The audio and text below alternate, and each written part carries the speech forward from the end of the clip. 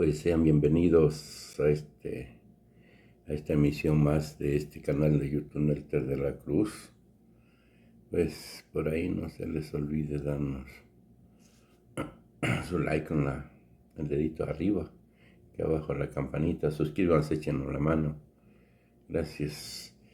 Pues sé que hemos estado aumentando el número de personas por compartir, al darle a reproducir nuestros videos en ayuda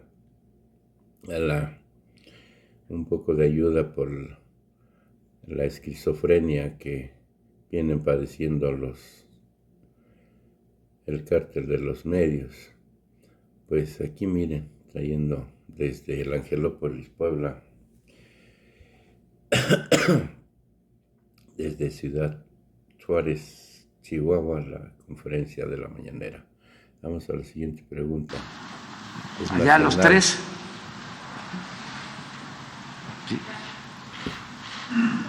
Gracias, presidente. Buenos días a todos. Preguntarle, en las últimas horas algunos senadores de Estados Unidos se han ocupado de la situación en México por el tema de los asesinatos a periodistas. Ayer lo hizo Ted Cruz, que no es precisamente pues un amigo de México. Preguntarle, más allá de que usted pues ya ha dicho que lo importante es que no habrá impunidad, que se va a castigar, si tocaron el tema, si el embajador ayer le planteó algún tema relacionado con esto, y si usted también tuvo oportunidad de hablarle sobre este financiamiento a la Organización Mexicanos contra la Corrupción. Usted había dicho que quizás se lo planteé directamente al presidente Biden, pero si ayer que lo vio pudo hablar de este tema con él. Y cómo va el asunto del aguacate también, cómo avanzan las negociaciones para que se reanuden las exportaciones. Bueno, es natural que este senador de Texas, que no está de acuerdo con nosotros, se exprese como lo hizo.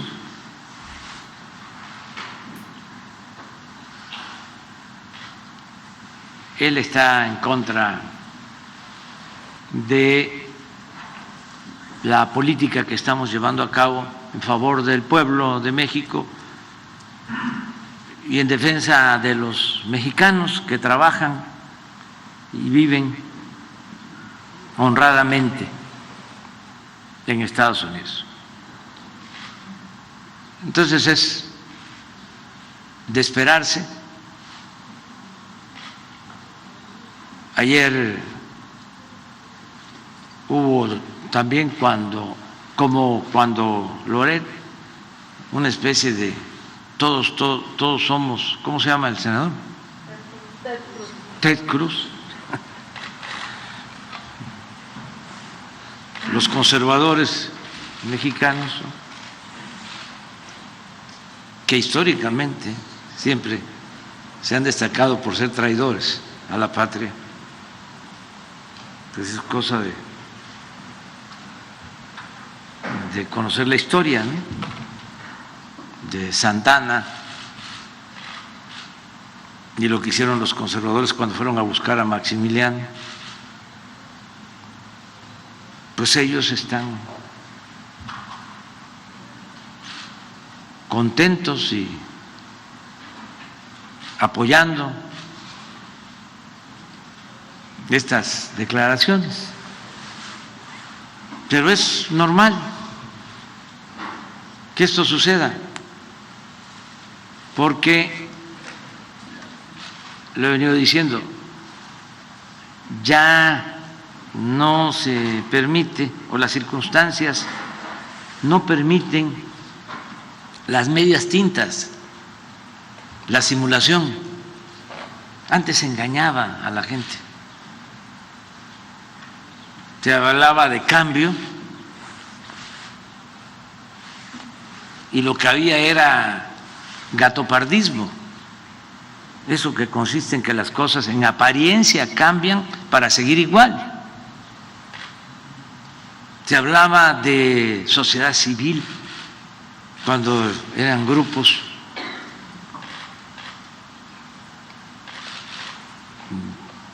de clase media alta o gente vinculada a organizaciones conservadoras, las que participaban. Bueno, se hablaba de de organismos independientes, candidatos independientes, todo eso. Y ahora pues se está quedando de manifiesto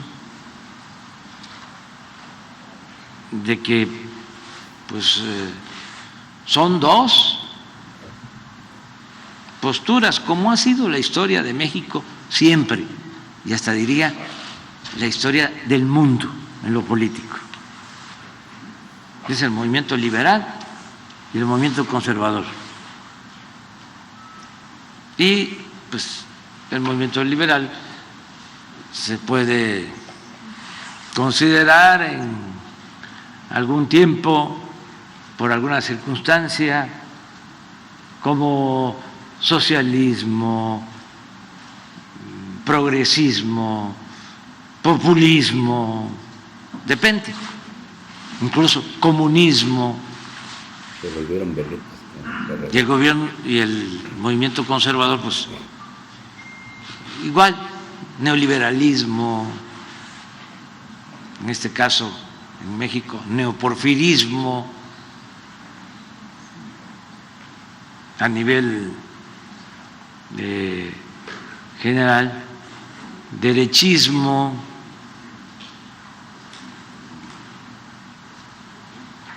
fascismo, racismo, clasismo,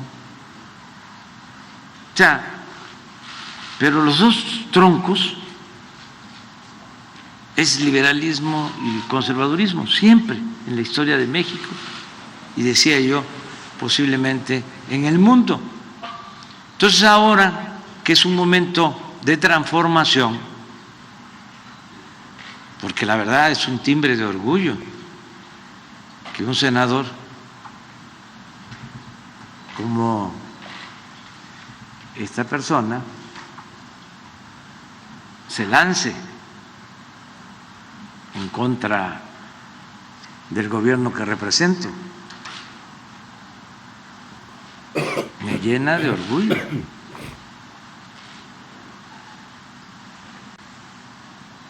Por lo que él representa, o sea, por lo que representamos. Si él me alabara, si él hablara bien de mí, a lo mejor me pondría yo a pensar de que no estamos haciendo bien las cosas. Pero si él dice que estamos mal, pues la verdad sí me produce orgullo. Y es normal en un proceso democrático que existan estas expresiones. Con el embajador ayer, porque llevamos muy buena relación con el gobierno de Estados Unidos y con el embajador Ken Salazar, pues hablamos básicamente de las aduanas, porque se está llevando a cabo un programa de modernización de las aduanas que es bueno para los dos países, sobre todo para el comercio, para la economía. Y él nos acompañó a Tijuana y a Sonora. En Nogales es muy probable que se haga un libramiento ferroviario, porque como sucede en muchas ciudades de México,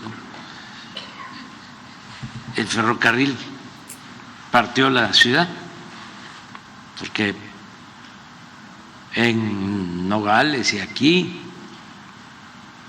en Juárez, pues el ferrocarril se hizo en el Porfiriato, cuando era una población pequeña y ahora está en la ciudad. Entonces se va a buscar un libramiento para hacer una aduana y tenemos que ponernos de acuerdo los dos gobiernos, incluso para la autorización de un cambio de aduanas en zona fronteriza se requiere de la aprobación del presidente de Estados Unidos. Entonces, por eso nos acompañó el embajador Ken Salazar. Pero no hablamos de las otras, no, además, ya lo he dicho, de que estamos esperando una respuesta a una nota diplomática que presentamos porque el gobierno de Estados Unidos está financiando al grupo de Claudio X González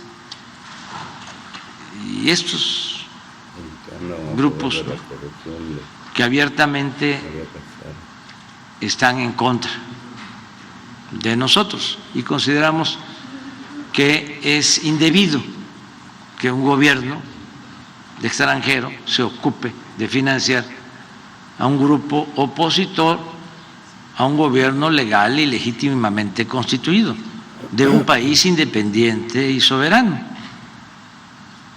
Creo que eso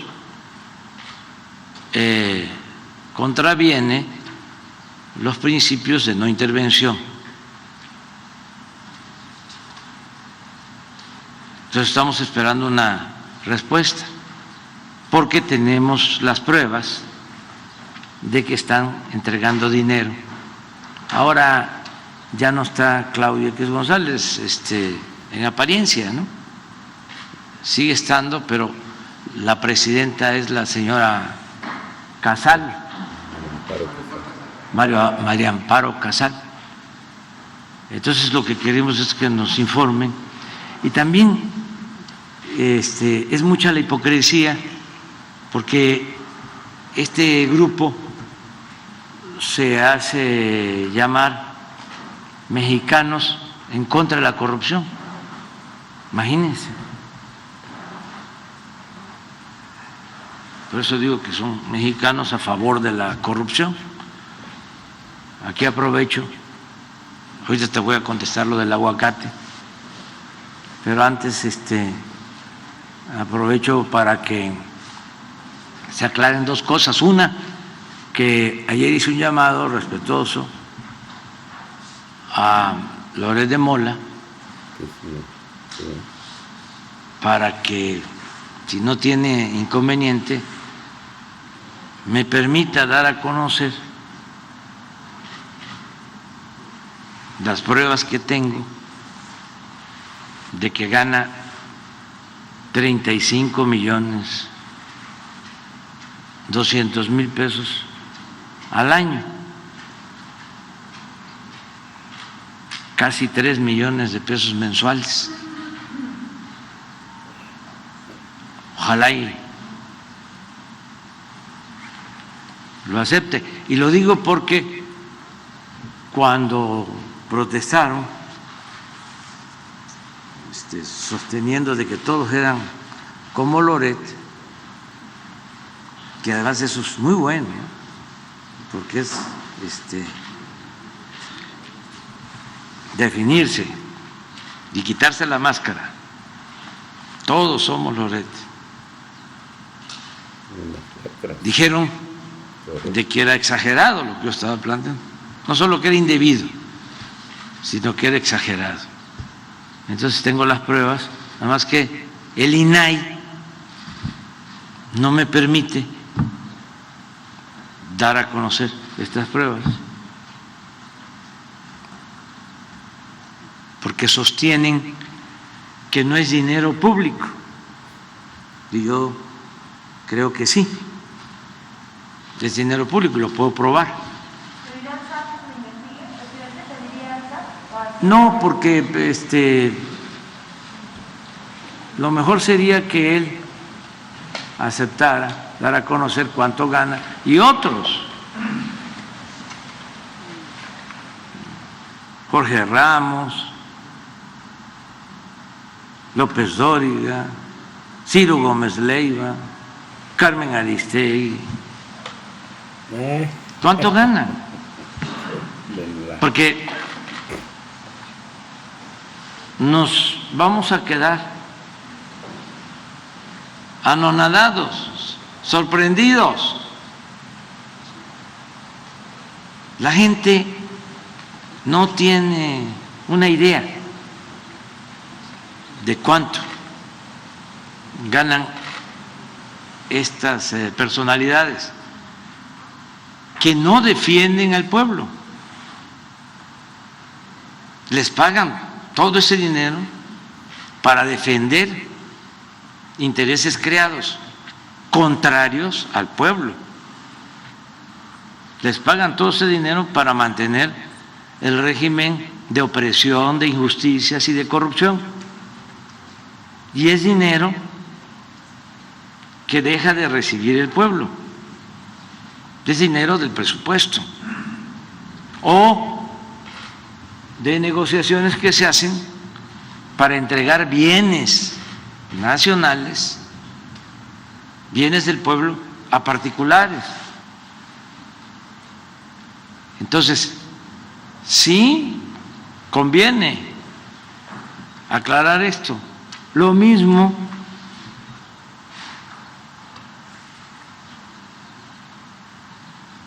que hicimos al principio cuando se suspendieron las pensiones de los expresidentes, que recibían en total 5 millones de pesos mensuales de pensión.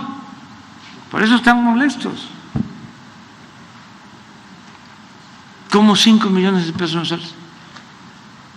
Y aunque les parezca increíble, de estos periodistas hay quienes ganan 2 y hasta 3 veces más. Es decir, que ganan como 15 millones de pesos mensuales.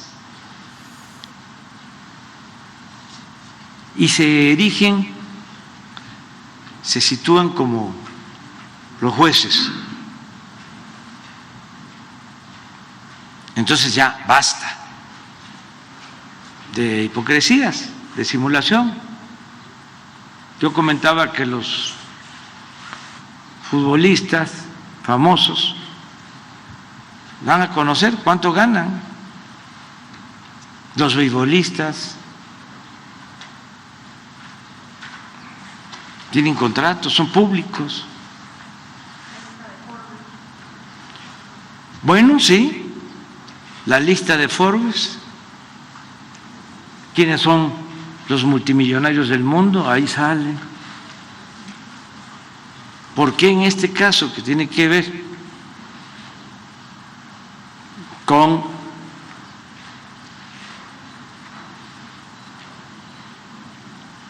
el bienestar del pueblo, con el sector público, con el servicio público, no se van a dar a conocer estos ingresos? ¿Por qué nada más los servidores públicos? Eso por un lado. Lo otro es que hoy aparece en el periódico Reforma de que los amenacé a los del periódico Reforma, a Alejandro Junco. Hasta me gustaría, ¿no tendrán lo que dije ayer para ver si ustedes consideran que fue una amenaza?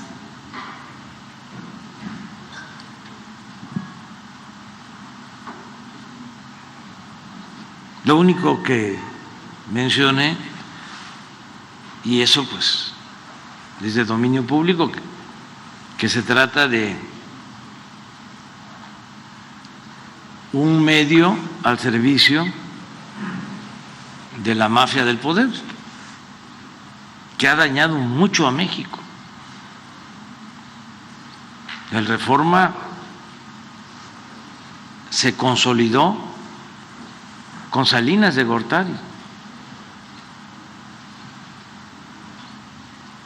y en ese sexenio de Salinas fue cuando más se saqueó a nuestro país. Se dedicaron a entregar los bienes nacionales a particulares. Salinas creó un llamado Grupo Compacto y les entregó minas y bancos y empresas. Creó una nueva oligarquía y producto de eso pues surge el Reforma. ¿Cuándo se funda el Reforma? Durante el gobierno de Salinas. Sería bueno que hasta explicaran cómo adquirieron el terreno del edificio.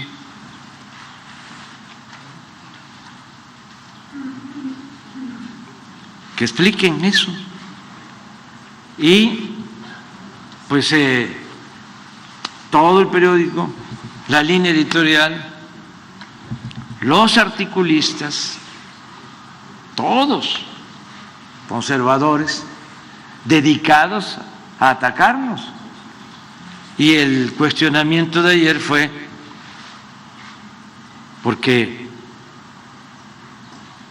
se meten con la familia, con los hijos y hasta en las mafias. Se respetaba la familia y lo único que dije es que yo nunca me he metido con la familia de Alejandro Junco,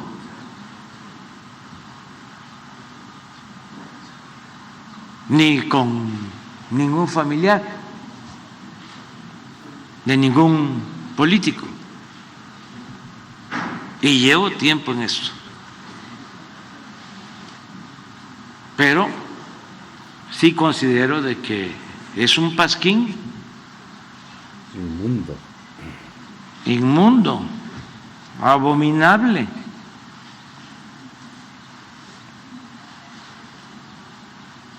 Del conservadurismo más nefasto y corrupto de los últimos tiempos. Y esto es muy importante decirlo, y es muy importante el debate sobre este tema, porque saben, una prensa así, que no es toda la prensa de México, afortunadamente, pero una prensa así, conservadora, defensora de privilegios, fue la que hizo la campaña en contra de Francisco I. Madero y fue la que preparó el terreno para el asesinato del presidente Madero y del vicepresidente José María Pino Suárez. Y había un fondo en el Porfiriato para financiar a periodistas y a intelectuales conservadores. Se le llegó a llamar el Fondo de los Reptiles y lo manejaba el secretario de Hacienda, Limantur,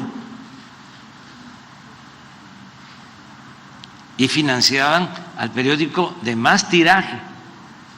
Claro, no se puede comparar con el Reforma porque el Imparcial, en la época de Porfirio Díaz, llegó a tirar en aquel entonces un promedio de 120,000 ejemplares diarios. a veces 150,000 ejemplares diarios, cuando México tenía 15 millones de habitantes y muchísimo analfabetismo. Entonces tenía una influencia ese periódico, quizá podría ser el equivalente a una televisora, pero tampoco, porque ya están ahora en decadencia, porque se utilizan más las redes sociales. Pero todos esos periodistas, cuando triunfa la revolución, después de la batalla de Ciudad Juárez, donde triunfa Madero, porque aquí se decide el triunfo de la revolución, pues se vuelven antimaderistas, todos, y se lanzan contra el presidente a socavar al gobierno democrático. Y ellos, repito, crearon las condiciones para el golpe de Estado, para el establecimiento de la dictadura huertista. Entonces yo conozco la historia y es mucho mejor que la gente sepa de esto, porque es una especie de golpismo el que van preparando, destruyendo a opositores políticamente hablando.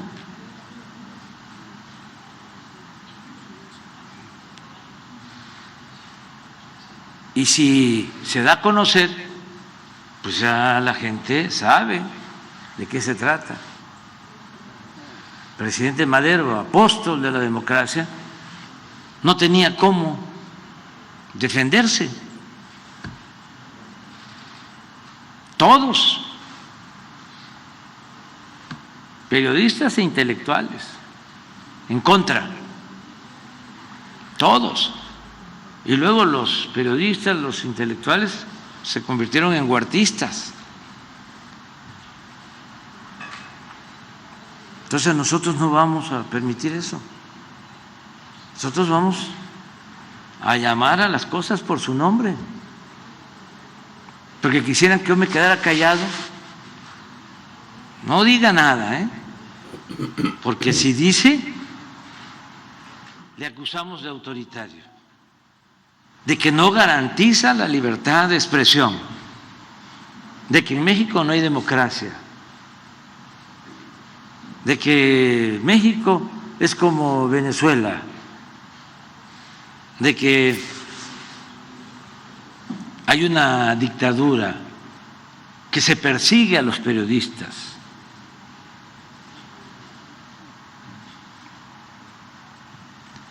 Puso hace unos días Jorge Ramos, nos están matando, en una protesta, ¿no?, por los lamentables hechos de periodistas que pierden la vida, no por persecución, no por represión, porque nosotros no somos iguales,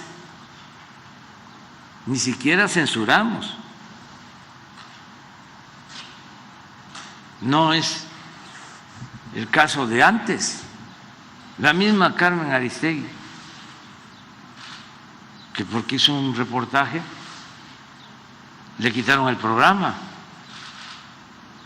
Gutiérrez Vivó lo expulsaron del país. Nosotros nunca vamos a hacer eso por convicciones.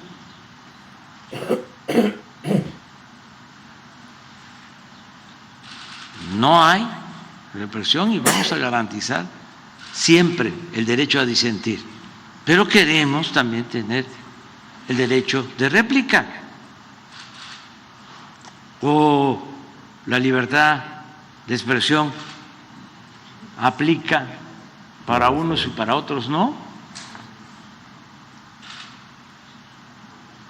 Se tiene que silenciar el presidente, no ejercer la libertad. Además, tenemos que buscar los equilibrios. Es que es mucho dinero el que corre para la guerra sucia. Y no es Andrés Manuel. Yo ya llevo tiempo en esto y resisto. Es el proyecto de nación que estamos impulsando millones de mexicanos, que no queremos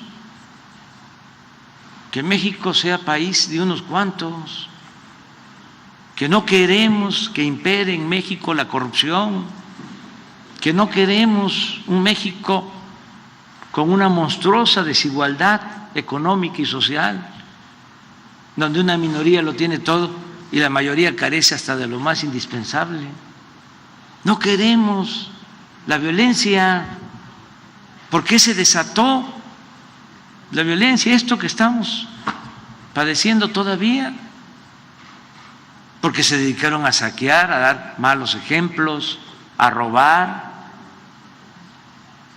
¿Qué se le dio de ejemplo o cómo se apoyó a las familias humildes, a las familias pobres?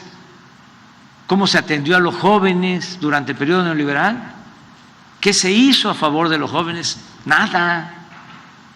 Solo etiquetarlos, llamarles ninis, burlándose de ellos que ni estudian ni trabajan. Ahora no, ahora es distinto. Y vamos a seguir con la misma política, anclados, sin zigzaguear, defendiendo las causas de justicia, de libertad, de dignidad, de honestidad, de defensa de nuestra soberanía. Vamos a continuar. Y también, ya para concluir, decir que celebro también que todo esto se esté dando de manera pacífica, porque las 3 transformaciones que han habido en la historia del país se han hecho con violencia. No lo deseaban así los dirigentes, los padres de nuestra patria, pero así se presentaron las circunstancias. La independencia pues fue violenta. Aquí en Chihuahua asesinaron a Hidalgo. Fíjense los conservadores cómo son. Le cortaron la cabeza y le exhibieron 10 años en Guanajuato, en la plaza, en Alhóndiga de Granaditas. 10 años. El mensaje es para que nadie se atreva a enfrentarse contra los privilegios, porque Hidalgo se atrevió a decirles cuando lo estaban excomulgando, llegó a decir: el único Dios de ustedes, los oligarcas, el único Dios de ustedes es el dinero. Entonces no se lo perdonaron, pero además fue el primero en proclamar la abolición de la esclavitud. Pero fíjense qué odio, cuánta hazaña. 10 años la cabeza.